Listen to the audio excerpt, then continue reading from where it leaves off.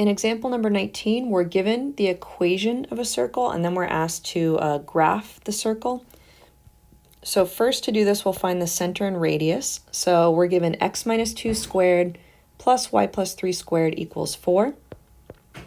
X minus 2 squared means my center is going to have an x-coordinate of positive 2. Y plus 3 squared means my y-coordinate will be negative 3. Since this says equals 4, r squared is 4. That means my radius r is 2. So if I want to graph my circle, I can start by plotting the center, which technically isn't a point on the circle, but it's a reference point to draw the circle. So 2 and then negative 3 would be down here, so that's my center. And then using my radius of 2, I think of it as going north, south, east, and west of the center. So if I go 2 to the east, 2 to the right, that puts me there. 2 north puts me there. 2 to the left, 2 west puts me there. And 2 down puts me there. And then I can go ahead and draw my circle. So technically the center is not a part of the circle, but I use that as a reference point to create those 4 outer points to connect with my circle pattern.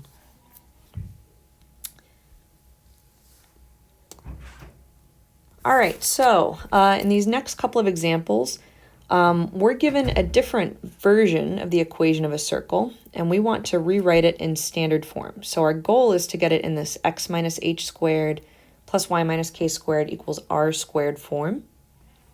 But suppose we're given this. X squared plus y squared plus 10x minus 4y plus 13 equals 0. So this is an equation of a circle, and the way I know that is I have an x squared and I have a y squared. But looking at the equation as it is right now, I have no idea what the center is, I have no idea what the radius is. But if I get it into the standard form, then I'll have all of that information. So we can use our old friend completing the square. Because we have an x and y variable, we're actually going to apply completing the square twice, so twice the fun. And I wrote our steps over here in gray, so we'll follow along with these steps as we go. All right, so the first step, use plus or minus, add or subtract to get your constant on the right-hand side of the equation. So first I'm just going to subtract 13. So this gives me my negative 13 on the right-hand side of the equation. And then I'm going to reorganize. So I'm just grouping my x's together over here. So I have x squared plus 10x right here. And then I have y squared minus 4y over here, and then equals negative 13 on the right-hand side. Okay, so just reorganizing x squared plus 10x plus y squared minus 4y equals negative 13. And then down here, I'm just leaving an additional space because I'm going to be adding constants to complete the square for my x trinomial and my y trinomial. All right, so first for my x's,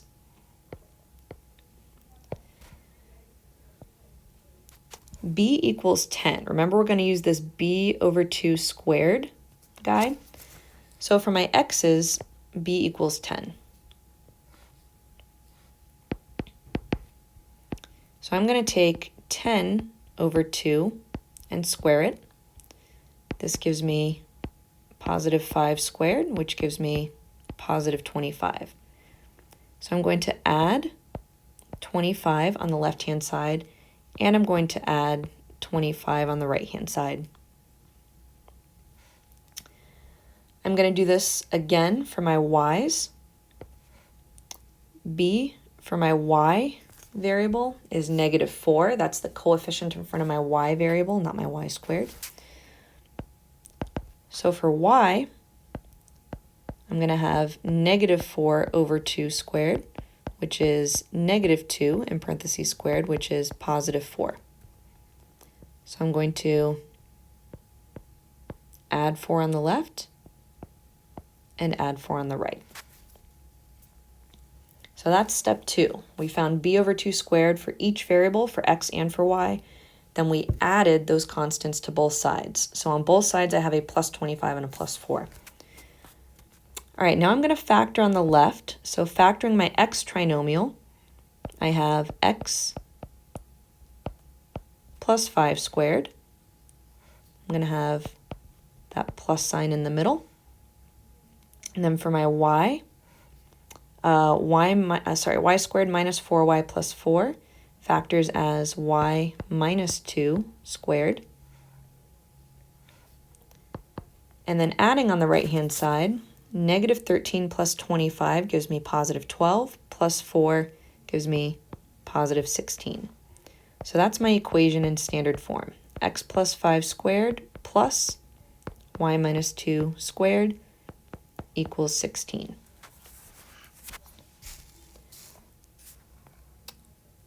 All right, so at this point, I've got it in standard form. Now it's pretty straightforward to pick out the center, the radius, the shifts, all that good stuff. And you guys know that I like to start with the center first, so I'm skipping to this last line. The center is negative 5 and positive 2. The radius, I know from the equation that r squared equals 16. So the radius r would be the square root of 16, which is 4. And then going back to the shift, if the center is at negative 5, that's left 5 units. And then positive 2 for y means up 2 units. So left 5 and up 2.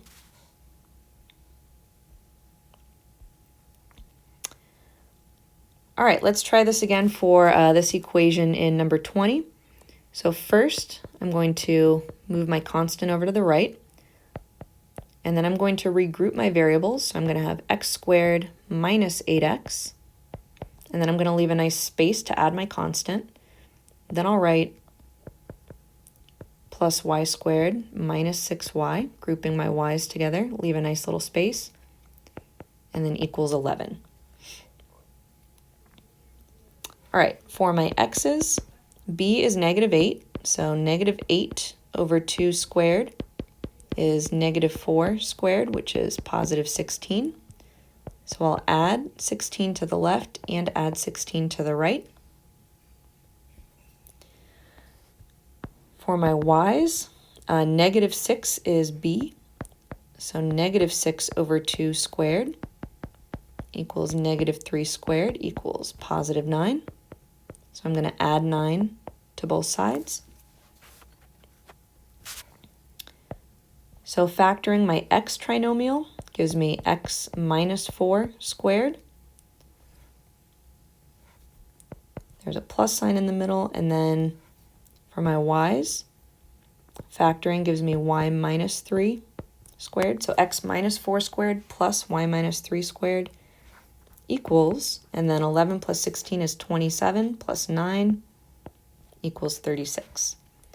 So that's my equation in standard form. X minus 4 squared plus y minus 3 squared equals 36. Skipping down to the center, positive 4, positive 3. And for the radius, if I know r squared equals 36, then r equals square root of 36, which is positive 6. The shift to the left or right, it'll shift to the right 4 units based on the x-coordinate of 4, and it will shift up 3 units based on the y-coordinate of 3.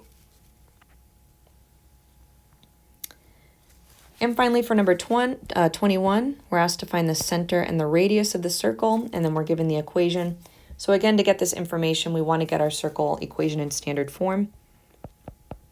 So we'll use that completing the square process one more time. So I'm going to add 16 to both sides. I'm going to group my x's together, x squared plus 4x, leave a space. Y squared minus 8y, leave a spot, and then 16. All right, for my x, I have 4 over 2 squared, which equals 2 squared, which equals 4.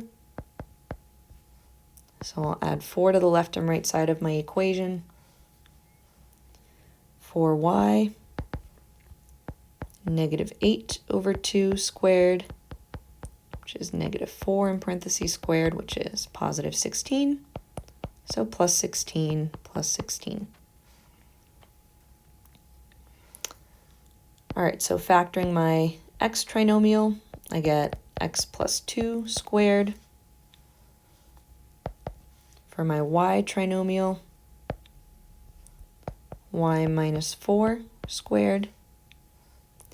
And then on the right, 16 plus 4 is 20, plus another 16 gives me 36. All right, so there's my equation in standard form. That means my center is going to be at negative 2 for x, positive 4 for y, and my radius is going to equal positive 6, which comes from the square root of 36.